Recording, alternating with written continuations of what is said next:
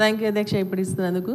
కానీ అధ్యక్ష సంప్రదాయం ప్రకారంగా మీరు నిన్నేమన్నారు, ఎవరైతే క్వశ్చన్ వేస్తారో వాళ్ళకి అవకాశం ఇస్తామన్నారు అధ్యక్ష. కానీ నిన్న నేను చాలాసార్లు అడిగినాను అధ్యక్ష, ఎందుకంటే సర్పంచ్లకు సంబంధించినటువంటి బిల్స్ పెద్ద ఇష్యూ ఉంది, దానిపైన మాట్లాడే అవకాశం నాకు ఇవ్వండి అన్నప్పుడు మీరు ఇవ్వలేదు అధ్యక్ష. మళ్ళీ నిన్న కూడా రాజేందర్ గారికి ఇచ్చినారు దీంట్లో లేనప్పుడు. కాబట్టి నేను అనేది ఏంటంటే మాకు నియోజకవర్గానికి సంబంధించినటువంటి కొన్ని సమస్యలు వస్తుంటాయి అధ్యక్ష.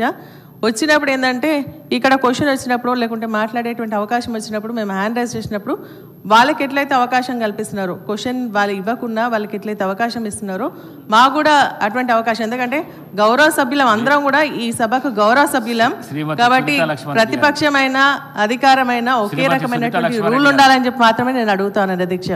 ఈ చైర్కు ఎవరికి పర్మిషన్ ఇస్తే వాళ్ళకు మాట్లాడే హక్కు వాళ్ళకు సభ్యులు, దాన్ని మేము కాదనట్లేదు అధ్యక్ష. ఒకటి.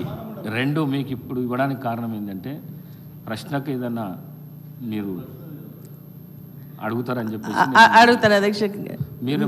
ఇక్కడ గౌరవ సభ్యులందరూ కూడా ఏంటంటే కొత్త రెవెన్యూ డివిజన్లు కావాలని చెప్పేసి అడుగుతా ఉన్నారు అధ్యక్ష.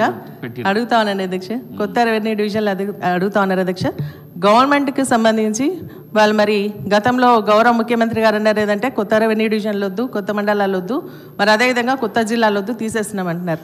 మరి వాళ్ళకి సంబంధించినటువంటి సభ్యులే అడుగుతా ఉన్నారు ఇప్పుడు కొత్త రెవెన్యూ డివిజన్స్ కావాలని. అట్లా ఇచ్చేది ఉంటే మా జిల్లాలో కూడా కొన్ని ఉన్నాయి, దాన్ని కూడా ప్రతిపాదిస్తామని చెప్పేసి చెప్తా ఉన్నాం అధ్యక్ష. Thank you.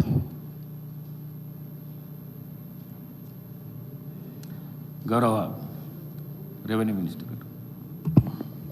అధ్యక్ష, తమ ద్వారా సహచర ఎమ్మెల్యే గారు ఐలే గారికి ఏదైతే ఇందాక తమకు వివరించిన దాంట్లో ప్రభుత్వానికి అందిన ప్రతిపాదనలో పరిశీలనలో ఉన్న ఒకటి ఆలేరుకు సంబంధించింది అధ్యక్ష.